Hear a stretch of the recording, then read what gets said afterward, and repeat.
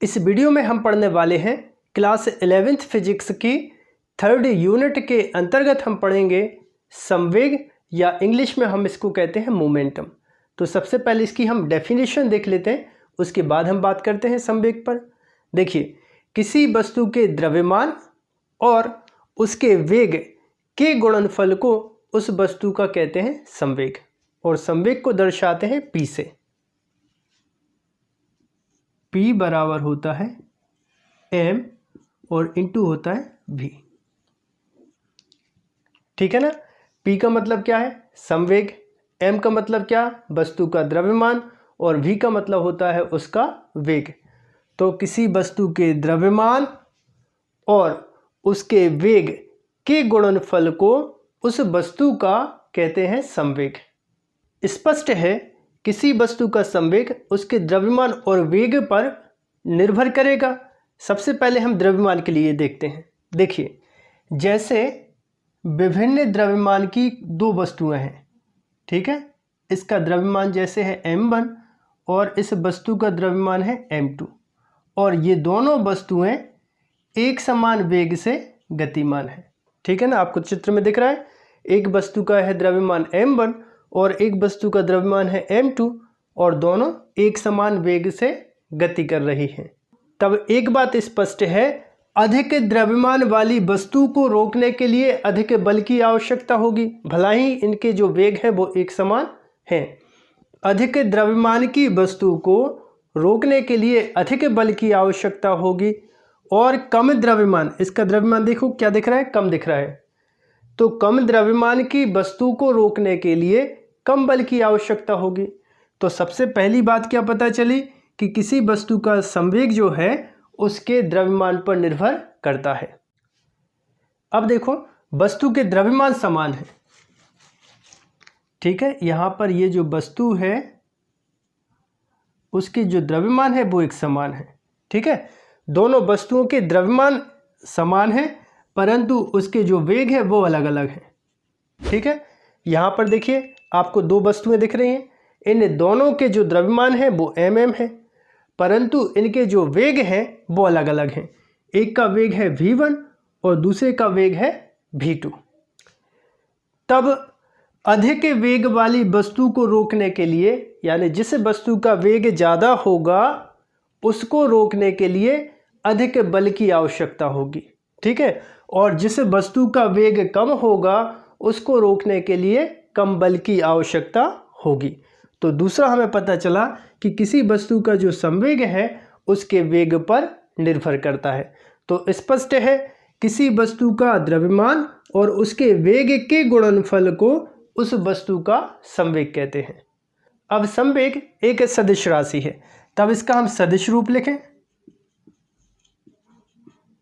सदिश रूप, तब सदिश रूप में कैसे लिखेंगे? P वेक्टर इक्वल, अब द्रव्यमान कैसी राशि है?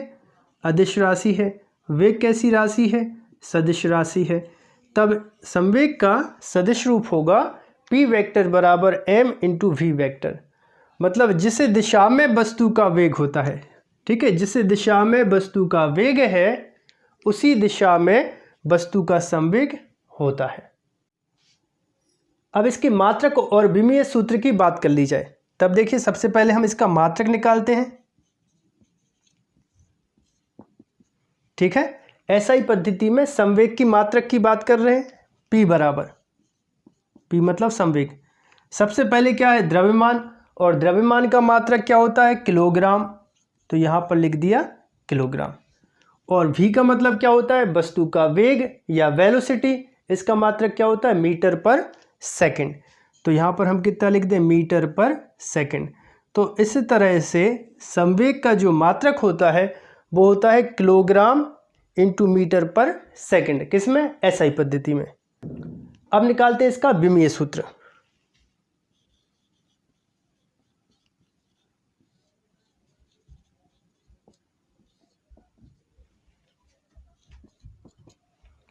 P बराबर, अब देखिए, द्रव्यमान का विमीय सूत्र क्या होता है? m, ठीक है। द्रव्यमान का विमीय सूत्र कैपिटल M होता है। अब वेग का विमेय सूत्र गुणा करके क्या है वेग, तो वेग का विमेय सूत्र क्या होता है mLt-1। तो संवेग का जो विमेय सूत्र बनता है वो क्या बनता है mLt-1। किसी भौतिक राशि का विमेय सूत्र किस प्रकार ज्ञात किया जाता है, ठीक है, इस पर हम वीडियो बना चुके हैं जिसकी डिस्क्रिप्शन में लिंक है, तो वहाँ से जाके आप भौतिक राशियों का विमेय सूत्र किस प्रकार ज्ञात करें देख सकते हैं। तो फिलहाल में संवेग का जो विमेय सूत्र है वो क्या बना mLt-1। वीडियो को पॉज करें और इतना नोट कर लीजिए, इसके बाद आगे बताते हैं।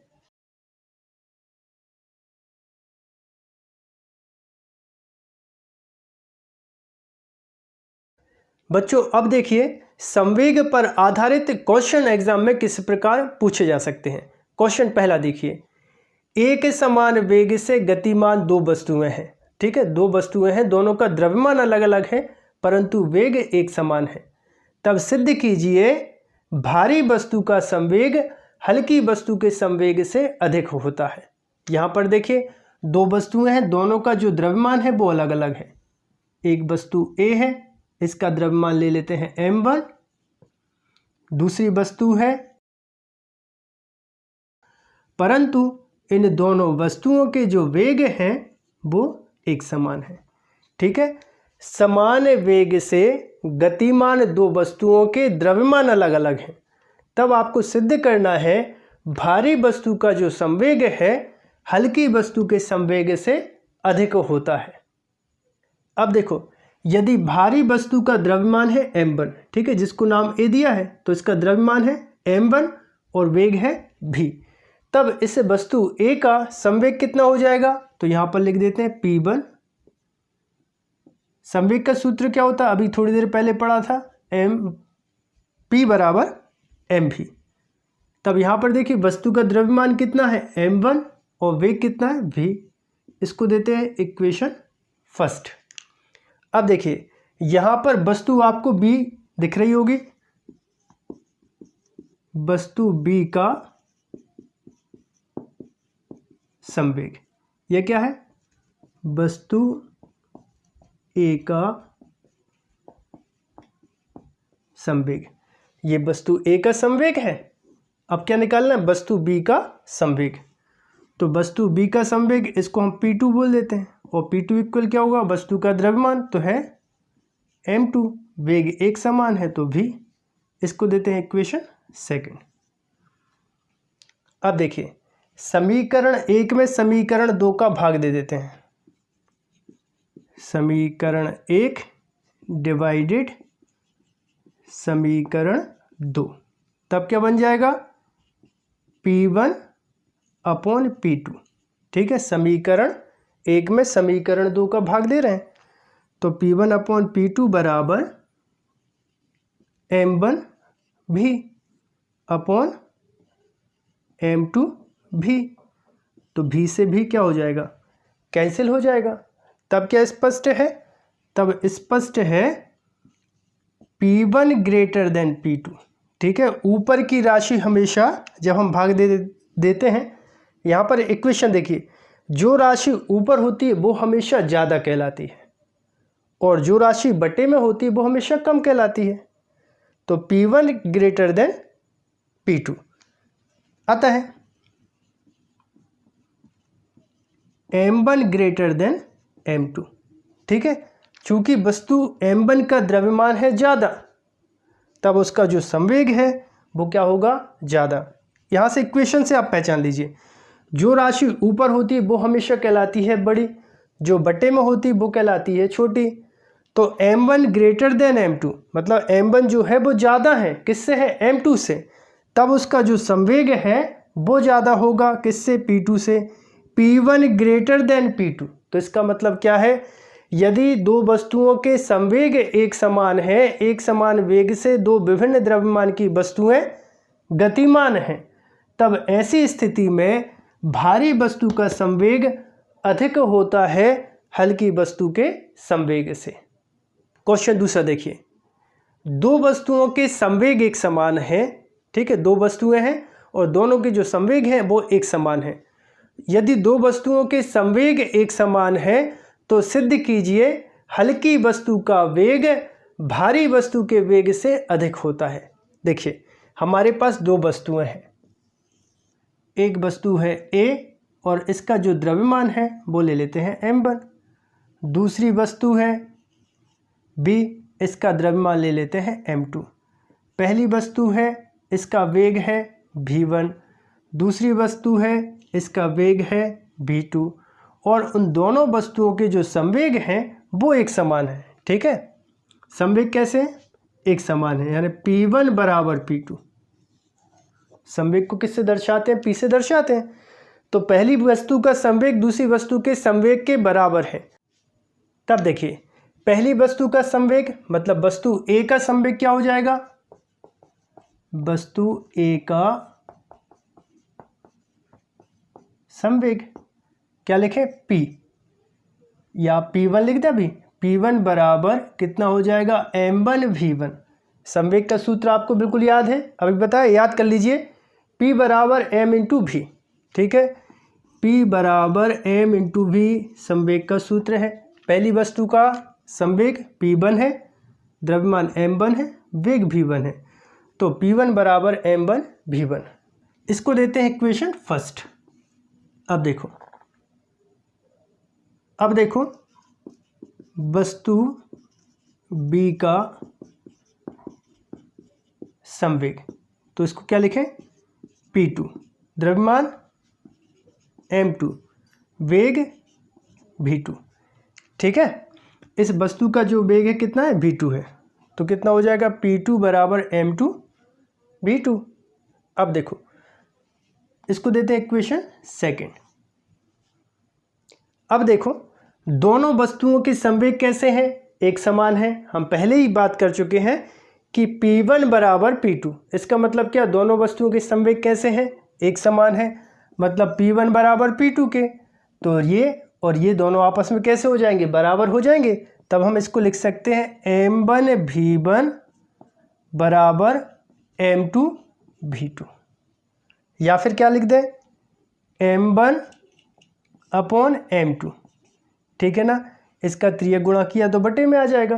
ठीक है, तो ये हो जाएगा m1 बटे m2 बराबर हो जाएगा v2 और यहाँ से इसका त्रियक गुणा कर दें तो अपॉन हो जाएगा v1।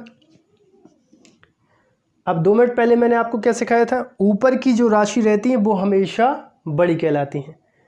यदि बटे में दो राशियां हैं तो ऊपर वाली राशि को हमेशा बड़ा माना जाता है और हर वाली जो राशि होती है उसको हमेशा छोटा माना जाता है। मतलब m1 ग्रेटर देन m2, इसको ऐसे लिख सकते हैं, यहाँ पर लिख देते हैं m1 ग्रेटर देन m2। मतलब भारी वस्तु कौन सी है? m1। हल्की वस्तु कौन सी है? m2। अतः v2 बड़ी राशि कौन सी कहलाएगी? v2। तो v2 ग्रेटर देन v1। मतलब क्या? v2 ज़्यादा होगा। v2 ज़्यादा होगा किससे? v1 से। यही तो हमें सिद्ध करना था। यदि दो वस्तुओं के संवेग एक समान है तब हल्की वस्तु का वेग है भारी वस्तु के वेग से सदैव अधिक होता है। तो v2 क्या है? ज़्यादा। हल्की वस्तु का वेग ज़्यादा है किससे? भारी वस्तु के वेग से। कब? जब दोनों वस्तुओं के जो संवेग हैं वो एक समान है। आई होप आप सभी को वीडियो पसंद आया होगा। यदि आप सभी को वीडियो पसंद आया हो तो आप हमारे चैनल को सब्सक्राइब करें, वीडियो को लाइक करें और वीडियो को अपने दोस्तों के साथ शेयर करें।